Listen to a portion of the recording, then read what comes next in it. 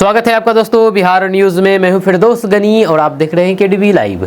दोस्तों आज हो चुका है महीने की पहली तारीख यानी कि 1 जून 2026। तो आज की पूरे बिहार की टॉप न्यूज़ लेकर आए हैं आपके लिए। वीडियो शुरू करने से पहले आपसे एक रिक्वेस्ट है कि अगर आप पहली बार इस चैनल पर आए हैं तो चैनल को सब्सक्राइब करके बेल आइकन को प्रेस कर दीजिए और साथ ही साथ वीडियो को लाइक कर दीजिए, अपने दोस्तों के साथ शेयर भी कीजिए। तो चलिए चलते हैं आज की खबरों की ओर। दोस्तों आज बिहार न्यूज़ की शुरुआत सबसे पहले करेंगे कि पश्चिम बंगाल में बांग्लादेशी घुसपैठियों पर कार्रवाई से बिहार में क्यों बड़ी हलचल, सीमांचल पर टिक गई है सबकी नजर। दरअसल बात यह है कि पश्चिम बंगाल में संदिग्ध अवैध बांग्लादेशी नागरिकों के खिलाफ चल रही कार्रवाई के बाद बिहार के सीमांचल इलाके में भी हलचल बढ़ गई है। रिपोर्ट्स के अनुसार सुरक्षा एजेंसियों को आशंका है कि बंगाल में सख्ती बढ़ने के बाद कुछ लोग बिहार के सीमावर्ती जिलों की ओर रुख कर सकते हैं। इसी वजह से कटिहार, किशनगंज, पूर्णिया और फिर अररिया जैसे जिलों में निगरानी बढ़ा दी गई है और कई जगहों पर पुलिस तथा प्रशासन को अलर्ट मोड पर रखा गया है। जानकारी के मुताबिक सीमांचल क्षेत्र की भौगोलिक स्थिति और फिर नेपाल सीमा से नजदीकी होने के कारण सुरक्षा एजेंसियां अतिरिक्त सतर्कता बरत रही है। रिपोर्ट्स में दावा किया गया है कि कुछ इलाकों में संदिग्ध गतिविधियों को लेकर के जांच बढ़ाई गई है और सीमा से जुड़े क्षेत्रों में पहचान सत्यापन अभियान भी तेज किया गया है। हालांकि अधिकारियों ने लोगों से अफवाहों पर ध्यान न देने और केवल आधिकारिक जानकारी पर भरोसा करने की अपील की है। इस मुद्दे ने अब राजनीतिक रंग भी लेना शुरू कर दिया है, जब विभिन्न दल सीमांचल और फिर सीमा सुरक्षा को लेकर के अलग अलग बयान दे रहे हैं, जबकि प्रशासन का कहना है कि कानून और फिर सुरक्षा व्यवस्था को ध्यान में रखते हुए नियमित कार्रवाई की जा रही है। फिलहाल सुरक्षा एजेंसियां स्थिति पर नजर बनाए हुए हैं और सीमावर्ती इलाकों में सतर्कता बढ़ाई गई है, जिससे किसी भी तरीके की अवैध गतिविधि को रोका जा सके। बिहार में ज्योति मौर्या वाला केस, पत्नी की नौकरी लगते ही छोरा पति बॉयफ्रेंड के साथ पकड़ा गया। दरअसल बात यह है कि बिहार के हाजीपुर की बीपीएससी शिक्षिका गुंजन कुमारी और फिर उसके पति अमन कुमार के बीच चल रहा पारिवारिक विवाद इन दिनों चर्चा का विषय बना हुआ है। अमन कुमार ने आरोप लगाया था कि उन्होंने पत्नी की पढ़ाई और फिर नौकरी के लिए मजदूरी की है, जमीन बेची है और हर तरह से सहयोग किया है, लेकिन सरकारी नौकरी मिलने के बाद गुंजन ने उनका साथ छोड़ दिया। इस मामले ने सोशल मीडिया पर भी काफी बहस छेड़ दी है। अब गुंजन कुमारी ने इन आरोपों पर जवाब देते हुए कहा है कि उनकी पढ़ाई के लिए जमीन नहीं बेची गई थी। उन्होंने बताया है कि उन्होंने पटना के चर्चित शिक्षक खान सर के बैच से पढ़ाई की थी, जिसकी फीस केवल 300 से 400 रुपए के आसपास थी। गुंजन ने कहा है कि 300 से 400 रुपए के बैच के लिए कोई जमीन क्यों बेचेगा। उनका कहना है कि जमीन परिवार की आर्थिक जरूरतों और फिर अन्य कारणों से बेची गई थी, न कि उनकी पढ़ाई के लिए। गुंजन ने पति पर भी गंभीर आरोप लगाए हैं और दावा किया है कि उनके वैवाहिक संबंध पहले से ही खराब हो चुके थे। वहीं पर अमन कुमार का आरोप है कि नौकरी मिलने के बाद गुंजन का व्यवहार बदल गया और दोनों के रिश्तों में दूरी आ गई है। मामला अब व्यक्तिगत आरोप प्रत्यारोप से आगे बढ़कर के कानून के पास जा पहुंचा है। जेडीयू विधायक पप्पू पांडे पर सीआईडी का शिकंजा, 16 एकड़ जमीन के कब्जा कांड में बड़ी मुश्किलें, बाहुबली कुनबे पर संगठित जरायम का मुकदमा। दरअसल बात है कि बिहार के गोपालगंज जिले से जुड़ी चर्चित 16 एकड़ जमीन कब्जा मामले में जेडीयू विधायक अमरेंद्र कुमार पांडे और पप्पू पांडे की मुश्किलें बढ़ती नजर आ रही है। आरोप है कि कुचायकोट थाना क्षेत्र की बेशकीमती जमीन पर अवैध कब्जे और फिर दस्तावेजों में हेर फेर को लेकर के मामला दर्ज किया गया था। इस केस में विधायक, उनके भाई सतीश पांडे समेत कई लोगों के नाम सामने आए। रिपोर्ट्स के अनुसार मामले की गंभीरता को देखते हुए जांच एजेंसियां सक्रिय है और फिर कथित तौर पर संगठित अपराध से जुड़े पहलुओं की भी जांच की जा रही है। शिकायतकर्ताओं ने आरोप लगाया है कि जमीन पर कब्जा करने के लिए दबाव और फिर धमकी का इस्तेमाल किया गया है। इस मामले में पहले भी कुछ आरोपियों की गिरफ्तारी हो चुकी है, जबकि कई अन्य नामजद लोगों की भूमिका की भी जांच जारी है। हालांकि इस बीच पप्पू पांडे और फिर उनके भाई को सुप्रीम कोर्ट से राहत मिली है। अदालत ने मामले की सुनवाई पूरी होने तक उनकी गिरफ्तारी पर रोक लगाई है। वहीं पर विपक्ष इस मुद्दे को कानून व्यवस्था और भू माफिया से जोड़ करके सरकार पर निशाना साध रहे हैं। बिहार से ताल्लुक रखने वाले बीजेपी नेता शाहनवाज हुसैन ने पटना से कर दिया बड़ा दावा। दरअसल बात है कि पश्चिम बंगाल में टीएमसी सांसद अभिषेक बनर्जी पर हुए हमले को लेकर के सियासी बयानबाजी तेज हो गई है। इस मामले पर बीजेपी नेता और फिर पूर्व केंद्रीय मंत्री शाहनवाज हुसैन ने पटना में बड़ा बयान देते हुए कहा कि ये किसी राजनीतिक साजिश का नहीं बल्कि जनता के गुस्से का परिणाम है। उन्होंने दावा किया है कि पश्चिम बंगाल में लंबे समय से लोगों के भीतर नाराजगी है और उसी का असर इस घटना में देखने को मिला है। शाहनवाज हुसैन ने साफ कहा है कि इस हमले में बीजेपी की कोई भूमिका नहीं है। उन्होंने आरोपों को खारिज करते हुए कहा है कि विपक्ष बिना सबूत बीजेपी पर निशाना साध रहे हैं। उनके अनुसार जनता का आक्रोश अब खुलकर के सामने आने लगा है और पश्चिम बंगाल की राजनीति में इसका असर दिखाई दे रहा है। वहीं पर दूसरी ओर टीएमसी और फिर उसके सहयोगी दलों ने इस घटना के लिए बीजेपी को जिम्मेदार ठहराया है। घटना के बाद राजनीतिक माहौल और गर्मा गया है। पुलिस ने मामले में कार्रवाई करते हुए कुछ आरोपियों को गिरफ्तार किया है और फिर जांच जारी है। इस बीच अलग अलग दल अपने अपने दावे कर रहे हैं, जिससे ये मामला अब राष्ट्रीय स्तर की राजनीतिक बहस का विषय बन गई है। बिहार में 1980 के पहले आए किन लोगों को बाहर निकालने की बात कर रहे हैं बीजेपी नेता अश्विनी चौबे। दरअसल बात यह है कि बिहार की राजनीति में उस समय हलचल बढ़ गई है जब बीजेपी नेता और पूर्व केंद्रीय मंत्री अश्विनी चौबे ने एक बयान में कहा है कि बिहार में 1980 के पहले आए लोगों की पहचान और फिर जांच होनी चाहिए। उनकी इस बयान के बाद सीमांचल और फिर अन्य इलाकों में राजनीतिक बहस तेज हो गई है। जहां अश्विनी चौबे के बयान के मुताबिक उनका इशारा अवैध घुसपैठ और फिर लंबे समय से बिना वैध दस्तावेजों के रह रहे लोगों की ओर था। उन्होंने कहा है कि ऐसे मामलों की सही तरीके से जांच होनी चाहिए और जो भी लोग अवैध रूप से रह रहे हैं उनके खिलाफ कानून के अनुसार कार्रवाई की जानी चाहिए। हालांकि उनके इस बयान पर विपक्षी दलों ने कड़ी प्रतिक्रिया दी है और इसे सामाजिक तनाव बढ़ाने वाला बताया है। राजनीतिक विशेषज्ञों का कहना है कि इस तरीके के मुद्दे चुनावी माहौल में और ज़्यादा गरमा सकते हैं, खास करके सीमांचल जैसे संवेदनशील क्षेत्र में। बिहार में बिजली चोरी करने वालों के बुरे दिन होंगे शुरू। स्मार्ट प्रीपेड मीटर कंपनियों को मिली अब बड़ी जिम्मेदारी। दरअसल बात यह है कि बिहार में बिजली व्यवस्था को और पारदर्शी बनाने और फिर बिजली चोरी पर रोक लगाने के लिए सरकार ने बड़ा कदम उठाया है। अब बिहार में स्मार्ट प्रीपेड मीटर लगाने वाली कंपनियों को सिर्फ मीटर इंस्टॉल करने तक ही सीमित नहीं रखा जाएगा, बल्कि उन्हें ऊर्जा लेखांकन की जिम्मेदारी भी दी गई है। इसका मकसद ये पता लगाना है कि किसी इलाके में जितनी बिजली सप्लाई हो रही है उसका कितना हिस्सा सही तरीके से उपभोक्ताओं तक पहुंच रहा है। नई व्यवस्था के तहत हर क्षेत्र के वितरण ट्रांसफार्मरों पर रियल टाइम मॉनिटरिंग की जाएगी। ट्रांसफार्मरों से जुड़े डिवाइस ये डेटा सीधे सिस्टम तक भेजेंगे कि कितनी बिजली सप्लाई हुई है और कितनी खपत दर्ज की गई है। अगर सप्लाई और बिलिंग में बड़ा अंतर मिलता है तो फिर उसे बिजली चोरी या फिर तकनीकी नुकसान की श्रेणी में जांचा जाएगा। फिलहाल बिहार में करोड़ों उपभोक्ताओं में से बड़ी संख्या में घरों में स्मार्ट प्रीपेड मीटर लगाए जा चुके हैं और सरकार इसे तेजी से पूरे राज्य में लागू कर रही है। इस नई निगरानी प्रणाली से बिजली चोरी पकड़ना आसान होगा और बिजली कंपनियों को राजस्व नुकसान कम होने की उम्मीद है। साथ ही उपभोक्ताओं को अधिक पारदर्शी और सही बिलिंग व्यवस्था मिलने का दावा किया जा रहा है। बिहार में ठेकेदार रिशु से संबद्ध जांच एजेंसी रडार पर 6-7 आईएएस सरकारी टेंडर घोटाले, मनी लॉन्ड्रिंग मामले में ईडी और एसयूवी की जांच में कई बड़े खुलासे। दरअसल बात है कि बिहार में टेंडर घोटाले और फिर मनी लॉन्ड्रिंग केस को लेकर के जांच एजेंसियों ने अपनी कार्रवाई तेज कर दी है। इस पूरे मामले में ठेकेदार रिशु श्री के नेटवर्क और फिर उनके कथित प्रभाव को लेकर के कई नए खुलासे सामने आ रहे हैं।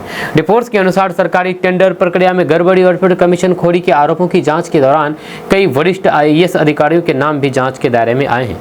जानकारी के मुताबिक ईडी और एसवीयू की संयुक्त जांच में ये बात सामने आई है कि टेंडर आवंटन और मनी ट्रांसफर से जुड़े मामलों में 6 से 7 आईएएस अधिकारियों की भूमिका की भी जांच की जा रही है।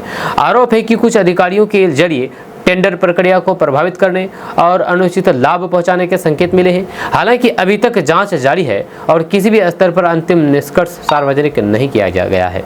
इस पूरे मामले ने बिहार की प्रशासनिक व्यवस्था में हलचल बढ़ा दी है। धर्म की जय हो, अधर्म का नाश हो। सत्यनारायण व्रत कथा सुनते हुए सीएम सम्राट चौधरी का दिखा अलग अंदाज।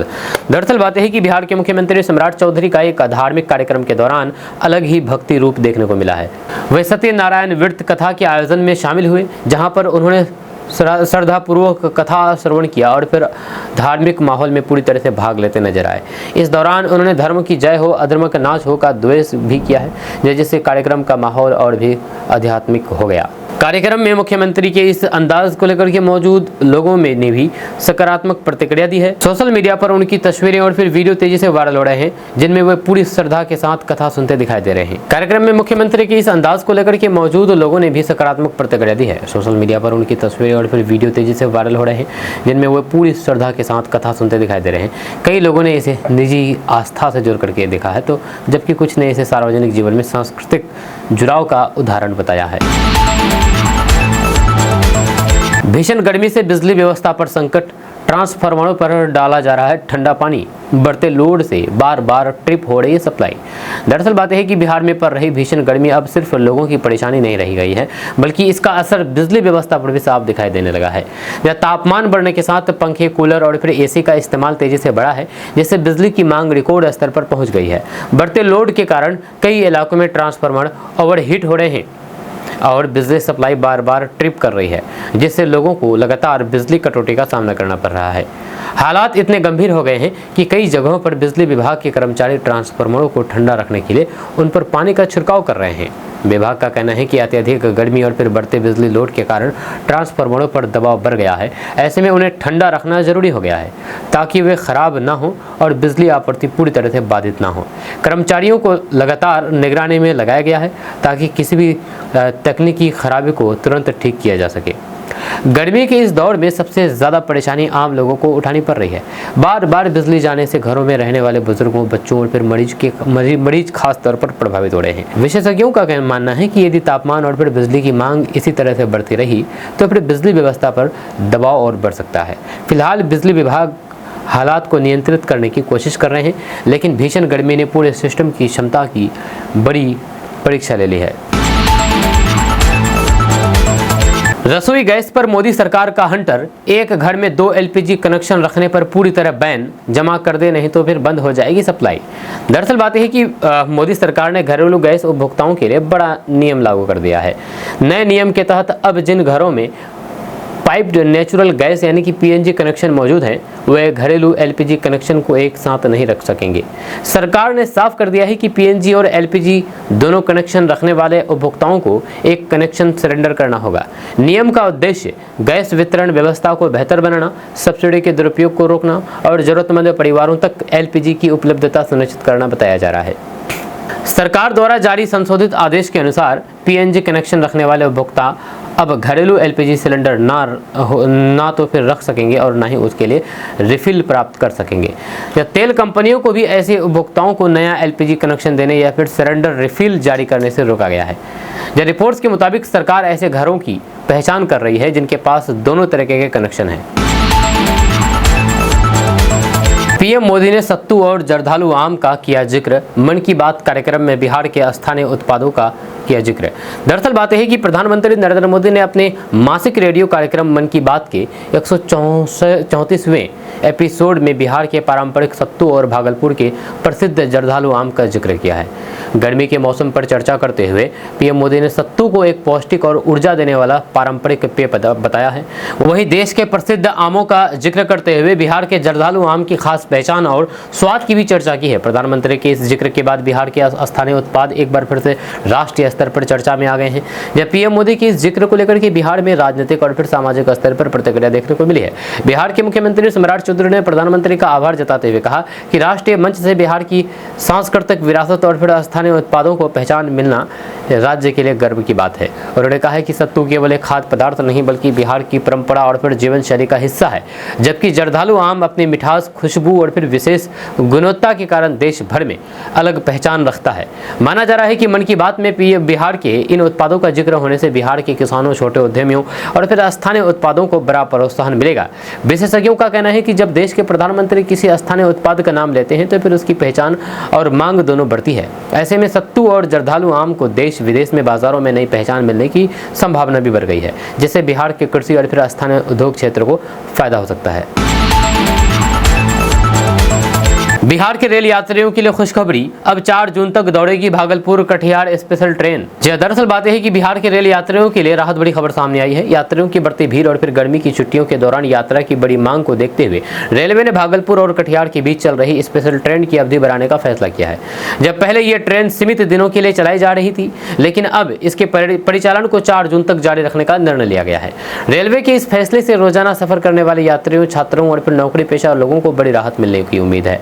रेलवे द्वारा संचालित ये अनारक्षित स्पेशल ट्रेन भागलपुर से सुबह रवाना होकर के कटिहार तक जाएगी और वापसी में कटिहार से भागलपुर लौटेगी। यह ट्रेन अपने मार्गों में कई महत्वपूर्ण स्टेशनों पर रुकेगी, जिससे सीमांचल और फिर अंग क्षेत्र के यात्रियों को अतिरिक्त यात्रा सुविधा मिलेगी। जब रेलवे अधिकारियों का कहना है कि ट्रेनों में लगातार बढ़ रही भीड़ और फिर लंबे वेटिंग लिस्ट को कम करने के उद्देश्य से ये फैसला लिया गया है। बताया जा रहा है कि इस स्पेशल ट्रेन के संचालन से भागलपुर, नवगछिया, खगड़िया, मानसी और कटिहार सहित कई क्षेत्रों के यात्रियों को सीधा फायदा मिलेगा। गर्मी के मौसम में यात्रा करने वाले लोगों को अब टिकट और भीड़ की समस्या से कुछ राहत मिल सकती है। रेलवे का मानना है कि इस अतिरिक्त सेवा से यात्रियों की सुविधा बढ़ेगी और क्षेत्रीय रेल संपर्क भी मजबूत होगा। 15 कंपनियां और नेताओं तक लड़कियां। पप्पू यादव ने बताया है कि उनके पास है ऋषु श्री से जुड़े सफेद पोशों के फोटो। दरअसल बात यह है कि बिहार की राजनीति में एक बार फिर से बड़ा विवाद सामने आया है। पूर्णिया से सांसद पप्पू यादव ने ऋषु श्री मामले को लेकर के सनसनीखेज दावा करते हुए कहा है कि उनके पास कई ऐसे सफेद पोश लोगों की तस्वीरें और जानकारी से मौजूद हैं जो कथित तौर पर इस पूरे नेटवर्क से जुड़े हैं। पप्पू यादव का आरोप है कि ऋषु श्री के नाम से कई कंपनियां संचालित की जा रही थी और इस मामले में कई प्रभावशाली लोगों के नाम सामने आ सकते हैं। पप्पू यादव ने दावा किया है कि इस नेटवर्क के जरिए बड़े लोगों और फिर नेताओं तक लड़कियों को पहुंचाने का काम किया जाता था। जब उन्होंने कहा है कि जांच एजेंसियों के पास भी कई अहम जानकारियां मौजूद है, जब मामले की गहराई से जांच होनी चाहिए। सांसद पप्पू यादव ने सवाल उठाते हुए कहा कि आखिर इस पूरे मामले की बड़ी मछलियां अब तक कानून की पकड़ से बाहर क्यों हैं।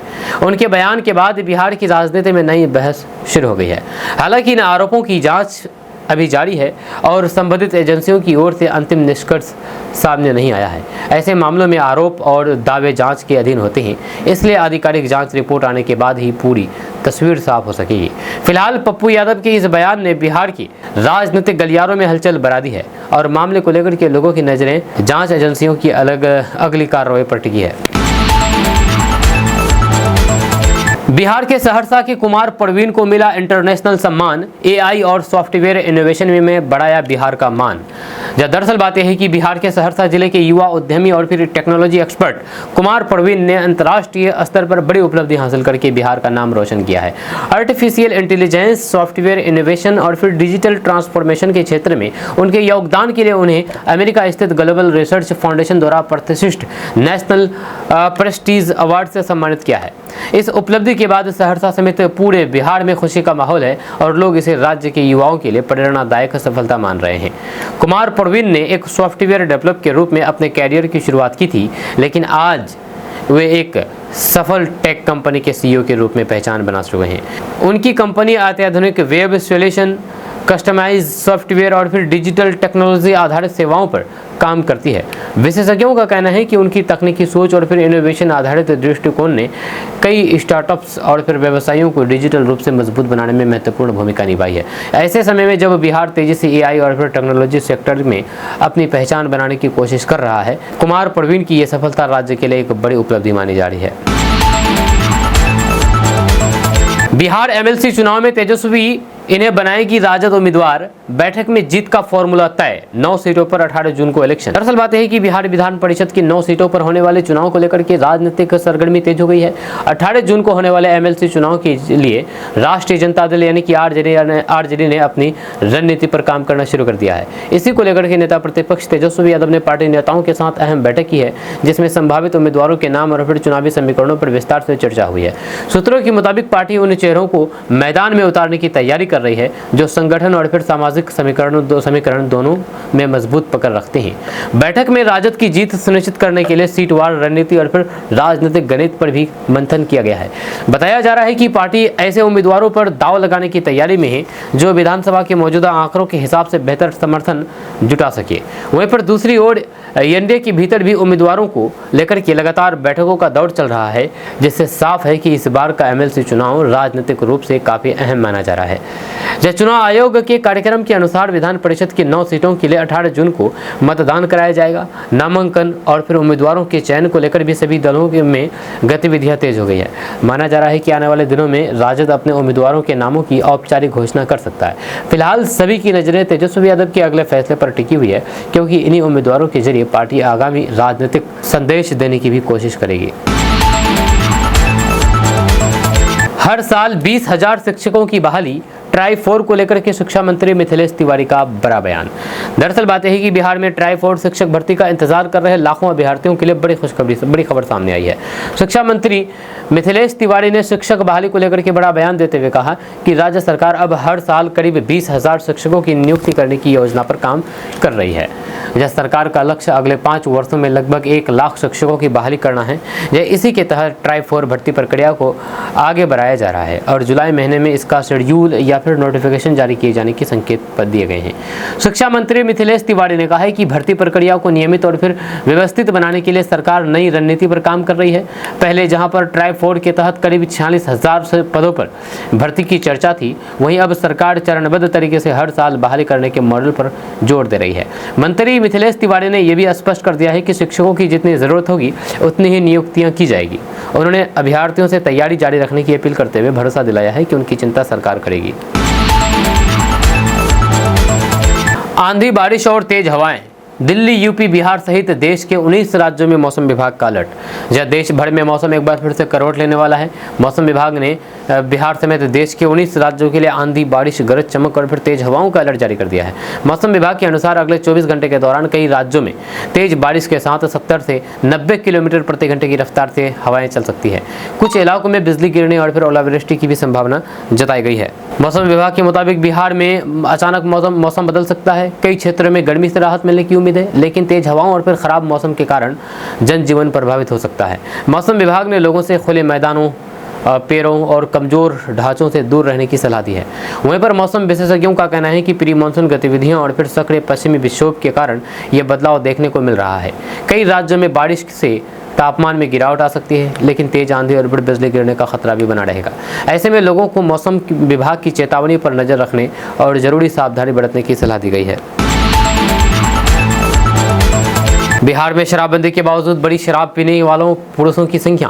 ताजा रिपोर्ट ने खोली शराबबंदी कानून की पोल। 15 से 65 साल के 16.5% कर रहे हैं सेवन। जब बिहार में लागू शराबबंदी कानून को लेकर के एक नई रिपोर्ट ने बड़ा सवाल खड़ा कर दिया है। रिपोर्ट के अनुसार बिहार में शराबबंदी लागू होने के बावजूद भी 15 साल से 65 साल की आयु के लगभग 16.5% पुरुष अब भी शराब का सेवन कर रहे हैं। चौंकाने वाली बात यह है कि प्रतिबंध के बावजूद भी शराब पीने वालों की संख्या में कमी आने के बजाय बढ़ोतरी दर्ज की गई है। इस रिपोर्ट के सामने आने के बाद शराबबंदी कानून की प्रभावशीलता को लेकर के फिर से बहस शुरू हो गई है। रिपोर्ट्स में यह भी संकेत दिया गया है कि बिहार में अवैध शराब की सप्लाई और फिर तस्करी का नेटवर्क अब भी सक्रिय है। जब पिछले कुछ वर्षों में बड़ी मात्रा में अवैध शराब की बरामदगी, लाखों गिरफ्तारियां और फिर लगातार चल रही कार्रवाई ये दिखाती है कि प्रतिबंध के बावजूद शराब का कारोबार पूरी तरह से खत्म नहीं हो पाया है। कई रिपोर्ट में यह भी सामने आया है कि शराब की होम डिलीवरी और फिर गुप्त नेटवर्क के जरिए इसकी उपलब्धता बनी हुई है। वहीं पर बिहार सरकार लगातार ये दावा कर रही है कि शराबबंदी कानून समाज के हित में है और इसे वापस लेने या फिर समीक्षा करने की कोई जरूरत नहीं है। हालांकि ताजा आंकड़ों के सामने आने के बाद विपक्ष और कई सामाजिक संगठनों ने कानून के क्रियान्वयन पर सवाल उठाना शुरू कर दिया है। चीन, जापान की सबसे बड़ी परेशानी बिहार के लिए बन सकती है सबसे बड़ा मौका। जाने क्या है पूरा खेल। दरअसल बात यह है कि दुनिया के कई बड़े देश इस समय घटती आबादी और बुजुर्ग होती जनसंख्या की समस्या से जूझ रहे हैं। चीन और जापान जैसे देशों में जन्म दर लगातार कम हो रही है, जिसके कारण वहां पर काम करने वाले युवा आबादी घटती जा रही है।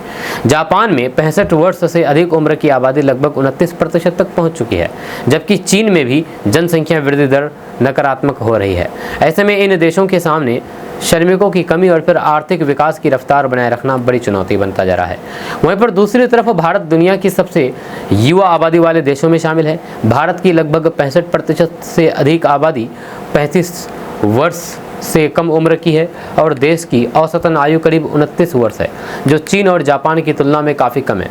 विशेषज्ञ इसे डेमोग्राफिक डिविडेंड यानी कि जनसंख्या से मिलने वाले आर्थिक अवसर मान रहे हैं। खास बात यह है कि बिहार, उत्तर प्रदेश और मध्य प्रदेश जैसे राज्यों में युवाओं की संख्या सबसे अधिक है। ऐसे में अगर शिक्षा, स्किल डेवलपमेंट और फिर रोजगार के अवसर बढ़ाए जाए तो फिर बिहार देश की आर्थिक ताकत बनने में बड़ी भूमिका निभा सकता है।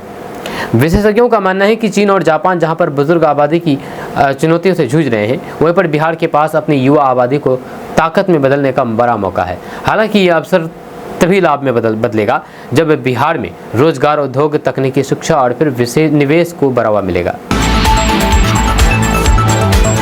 30 नवंबर तक खुल जाएगा विक्रमशिला पुल, सीएम सम्राट चौधरी ने की तय समय सीमा।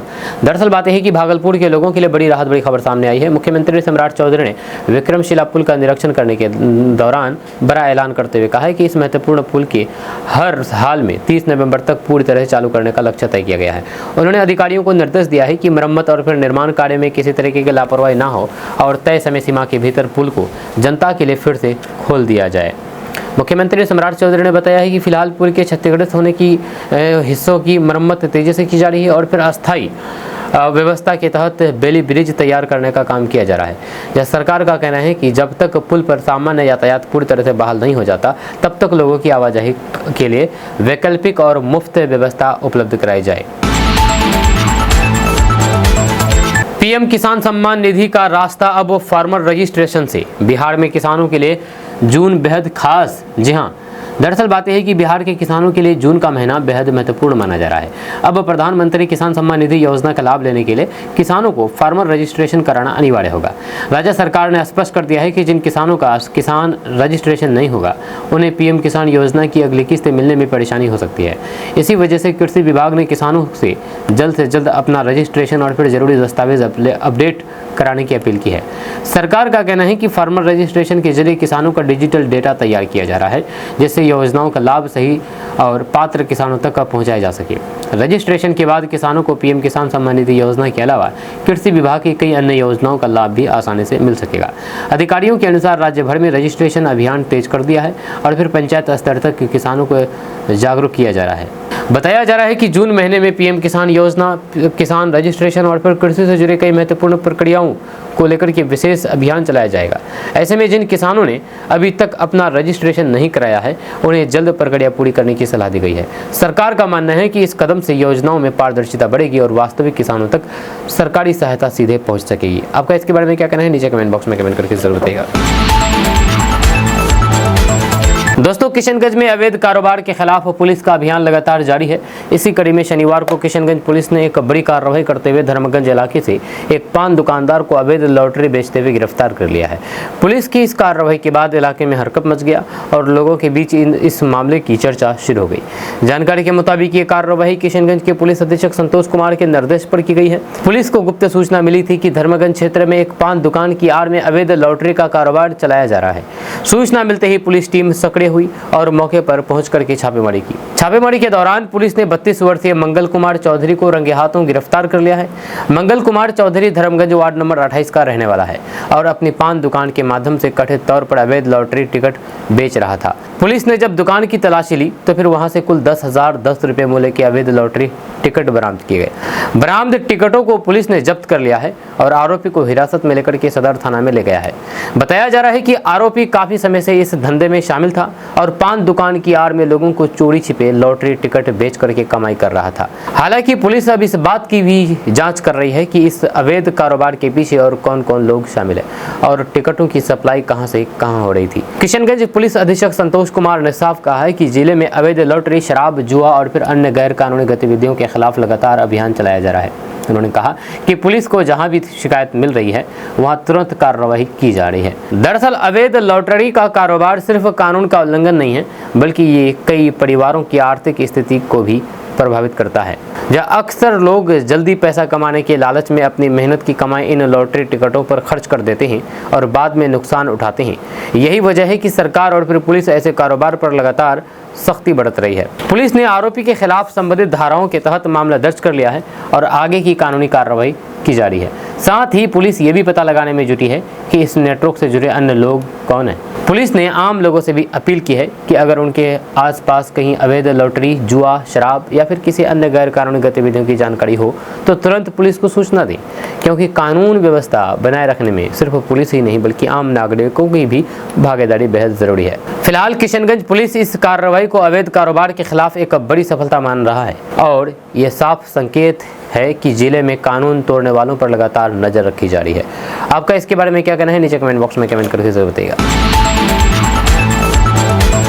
दोस्तों, किशनगंज से 13 साल की बच्ची लापता हो गई है। मामा के घर से बाहर निकली थी और अब तक वापस नहीं आई है। किशनगंज शहर से एक बार फिर से नाबालिग के लापता होने की घटना सामने आई है। इस बार मामला डुमरिया भट्टा इलाके का है, जहां पर 13 साल की एक बच्ची अचानक गायब हो गई। बच्ची के लापता होने के बाद परिवार में चिंता और बेचैनी का माहौल है, जबकि पुलिस भी मामले को गंभीरता से लेते हुए उसकी तलाश में जुट गई है। जानकारी के अनुसार लापता बच्ची की पहचान मेनका के रूप में हुई है। परिवार वालों के मुताबिक वह पिछले कुछ दिनों से अपने मामा लक्ष्मण कुमार शाह के घर डुमरिया भट्टा में रह रही थी। 28 मई की शाम वह घर से बाहर घूमने के लिए निकली थी, लेकिन देर रात तक वापस नहीं लौटी। शुरुआत में परिवार वालों को लगा कि वे आसपास के किसी परिचित या फिर रिश्तेदार के यहाँ गई होंगी, लेकिन जब काफ़ी समय बीत गया और उसका कोई पता नहीं चला तो फिर चिंता बढ़ने लगी।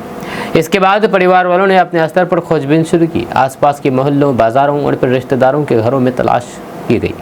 परिचितों से भी संपर्क किया गया, लेकिन बच्ची का कहीं भी कोई भी सुराग नहीं मिला।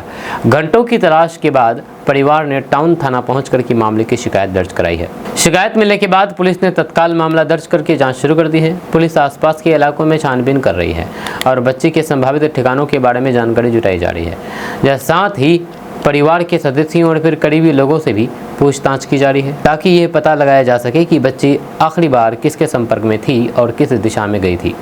पुलिस अधिकारियों का कहना है कि मामले को पूरी गंभीरता से लिया जा रहा है, जब बच्ची की जल्द से जल्द बरामदगी के लिए सभी आवश्यक कदम उठाए जा रहे हैं। आसपास लगे सीसीटीवी कैमरों की भी जांच की जा सकती है, ताकि बच्ची की गतिविधियों का सुराग मिल सके। इस घटना के बाद इलाके में चिंता का माहौल है। स्थानीय लोगों का कहना है कि हाल के दिनों में नाबालिगों के लापता होने की घटनाएं बढ़ी है, जिससे अभिभावकों की चिंता और ज़्यादा बढ़ गई है।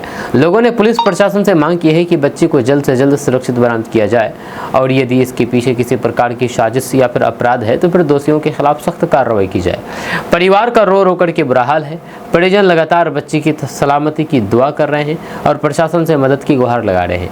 फिलहाल पुलिस सभी पहलुओं को ध्यान में रख करके जांच कर रही है। अब पूरे परिवार और फिर इलाके के लोगों की नज़र पुलिस की कार्रवाई पर टिकी हुई है। उम्मीद की जा रही है कि जल्द ही बच्ची का पता चल जाएगा और वह सुरक्षित अपने परिवार के बीच वापस लौटेगी।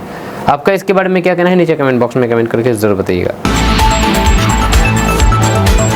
दोस्तों, एक लड़की ने मुस्लिम लड़के के साथ भाग करके कोर्ट में अपने माँ बाप को पहचानने से साफ इनकार कर दिया।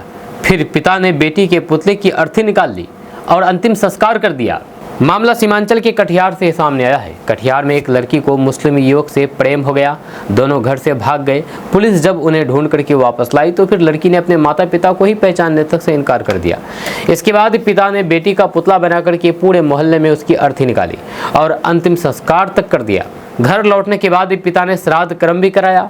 पिता का कहना है कि मेरी बेटी अब मेरे लिए मर चुकी है। दरअसल 1 साल पहले 10वीं की कोचिंग में लड़की की मुलाकात गांव के ही एक मुस्लिम युवक से हुई। बातचीत और मुलाकातों का सिलसिला बढ़ा तो फिर दोनों एक दूसरे को पसंद करने लगे। दोनों के घर के बीच 3 किलोमीटर की दूरी है। जब 10वीं की परीक्षा खत्म होने के बाद लड़की ने कोचिंग जाना बंद कर दिया, जिससे दोनों की मुलाकात भी रुक गई। बाद में 11वीं में दाखिला लेने के बाद उसने फिर से कोचिंग जाना शुरू कर दिया और दोनों के बीच संपर्क दोबारा फिर बढ़ने लगा। वहीं पर 12 मई को लड़की कोचिंग जाने की बात कहकर के घर से निकली थी, लेकिन वापस नहीं लौटी। परिजनों ने उसकी काफ़ी तलाश की, लेकिन उसका कोई भी पता नहीं चल सका। इसके बाद परिवार वालों ने रौतारा थाना में गुमशुदगी की रिपोर्ट दर्ज करा दी। आवेदन में लड़की के लापता होने की बात लिखी गई थी। एफआईआर दर्ज करने के 5 दिन बाद रौतारा पुलिस ने लड़की को बरामद कर लिया है। दोनों को कटिहार कोर्ट परिसर लाया गया। कोर्ट में बयान के दौरान लड़की ने अपने माता पिता को पहचानने तक से इनकार कर दिया।